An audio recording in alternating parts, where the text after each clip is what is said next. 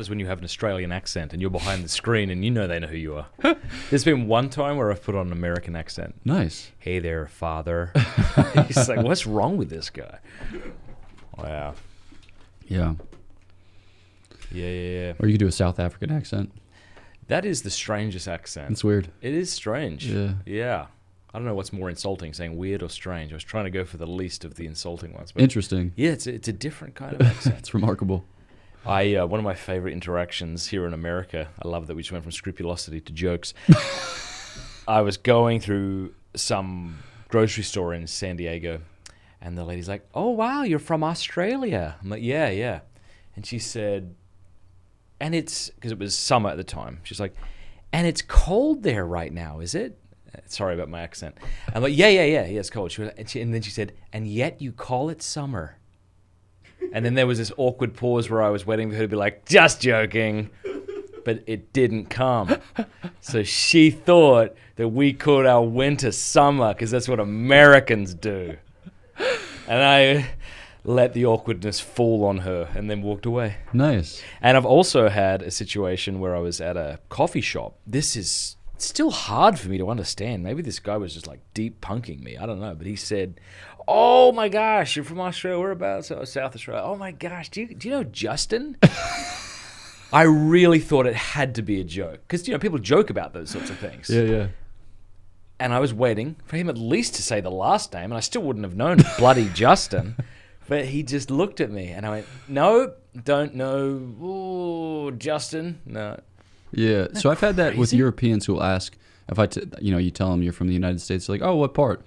And I'll say, "I'm from between, Washington, D.C. and Boston," because I don't expect them to know our states, because I don't know their states, and I have no anticipation that they would care more about America than I do about Switzerland, for instance. Yeah. So I'll be like, "Yeah, I'm in between Washington, D.C. and New York." And then just as soon as I've given a handful of people that geographical location, then they'll come back with, "Do you know Susan?" Okay. Yeah. Actually, this is not a so I've specifically gotten that American before. thing. No, I've gotten that before from Europeans who Okay. are, I think, as a continent, far more enlightened, or at least they self-style as such in their interactions with foreigners. So I don't think you have to worry about that. He wasn't deep punking you. I think he was just genuinely concerned. Crazy. Yeah, he wanted to establish common ground. Next time I'm gonna be like, "Justin, oh, like with the face, yeah, and the eyes and the hair, yeah, he's dead."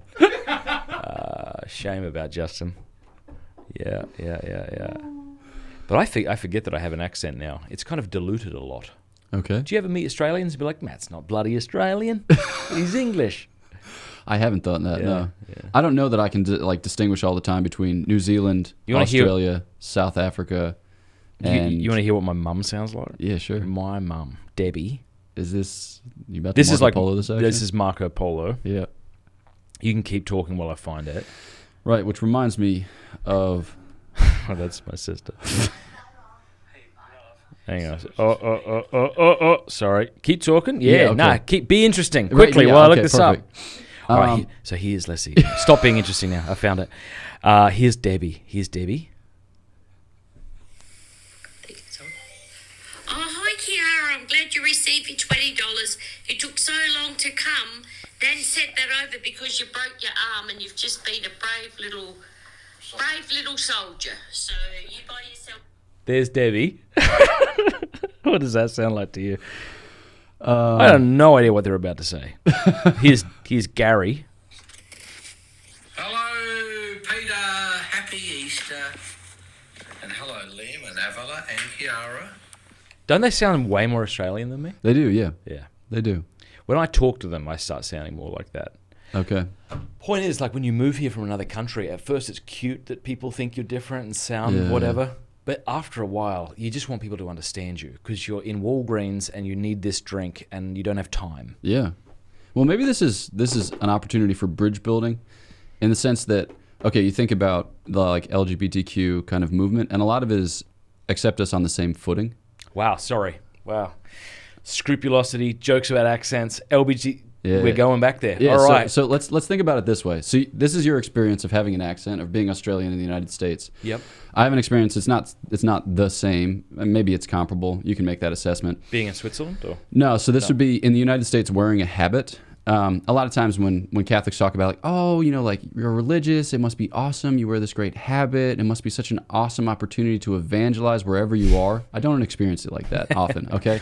So what I experience it is, so like one of the first times that my family visited me in Washington, D.C., we were walking around downtown and I looked back at my mom and my mom was just crying. And I was like, whoa, what's going on? And she's like, do you see the way that they look at you? Is she sad or happy? She was just sad. Yeah, oh, because they looked at you like you're I'm some a freak. kind of freak. Yeah, because I am. Yeah. Just in a very kind of particular context. But they didn't have to stare like that. Yeah, exactly. So I find myself often when I'm walking down the street, you have two options, which is just avoid eye contact and just content yourself with the fact that you are a freak. Or I try to actually grab people's eyes. So people will look at me. They're trying to make sense of it. So they're looking at my rosary. They're looking at my scapular. They're looking at the fact that my habit evidently got caught in the escalator when I got off the metro because there's a lot of black grease on the bottom. And then I just try to kind of grab their eyes and bring them to mine so I can have a human experience where I like, here I am. Here I am. And then but they like, keep walking or what? I like, yeah. Sometimes, you know, sometimes I get them and I'm like, smile. I see your eyes, point though. Like you know? you can see through this. Is Yeah. Just like I'm here, like I'm a human being. And oftentimes for me, it's very dispiriting when I go to places which self-style as everyone's welcome. So I like hipster coffee shops. I like my espresso to taste like tangy weird. And so I'll bop into this place in whatever town when I'm doing thus and such, and that's the most specific sentence I've ever uttered. And I'll go to a little hipster coffee shop, and the barista's there just looking awesome with a cool haircut, sweet tattoos, you know, awesome outfit. And I'm just like, let's go. And then that person will be like, literally everyone is welcome here except for you. They won't say that, but their eyes will communicate like literally everyone is welcome here except for you. And I'm like, I just wanted an espresso. But I had this experience at this coffee shop in Louisville called Safai. And there was this awesome, really sweet woman there who I subsequently met at a brandy distillery called Copper and Kings. But that's for another day. Yeah. And I walked in and she was genuinely delighted just by life, I think, in general, and as a result of which her delight with life spilled over into an encounter with me. And she's like, hey, what can I get for you? And I was just like, thank you. I was like, I could hug you over the counter right now, you know? And so I think that, like, we need, so in, you know, hosting conversations, I think you need to tap into that. So you have your experience of being Australian. I have my experience of wearing a freak outfit. But I think a lot of people have experiences of being different that they find very distressing, sad, traumatic, and they just want to be on equal footing. Yeah. So it's like, how do we host that conversation? And I'm motivated by that. I don't know exactly how to do it, but I want to. I like that, yeah. Do you find people stare at you less in New York City?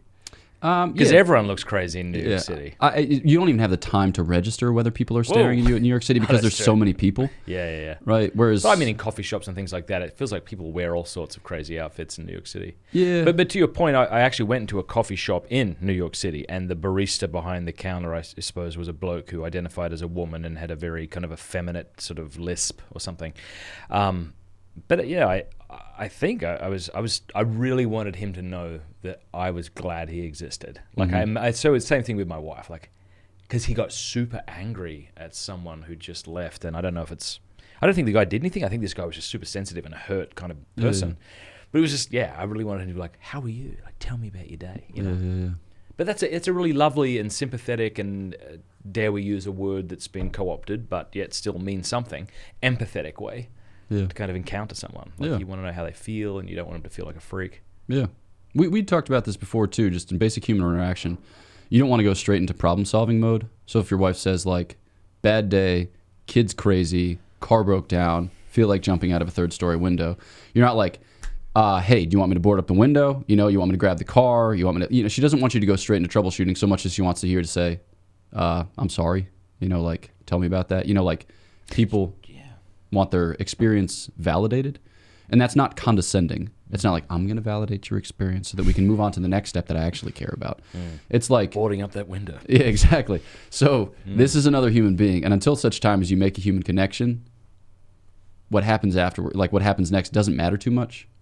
It's like, I'm not thinking about that yet. I'm just thinking, I haven't seen you in a while except on Zoom, right, or on FaceTime. Yeah. And it's just like, you know, here we are in living person. It's like, wow, another human being. I'm having a human interaction. This is great. You know, it's like, let's start there. Yeah. And maybe just in a basic way, I think that's part of what's missing in the conversation, like things we talked about earlier with how one worships, you know, in the Novus Ordo or in the traditional Latin Mass, or navigating conversations about things that have been politicized. I think that, you know, even just saying it in these simple terms, a lot of people will be like, you know, weak-willed, you know, totally blah, blah, blah, beige nonsense. It's like, okay, whatever, fine.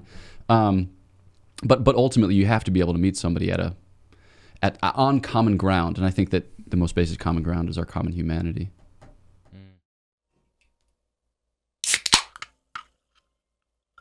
If you like that clip, be sure to like and subscribe. Cheers.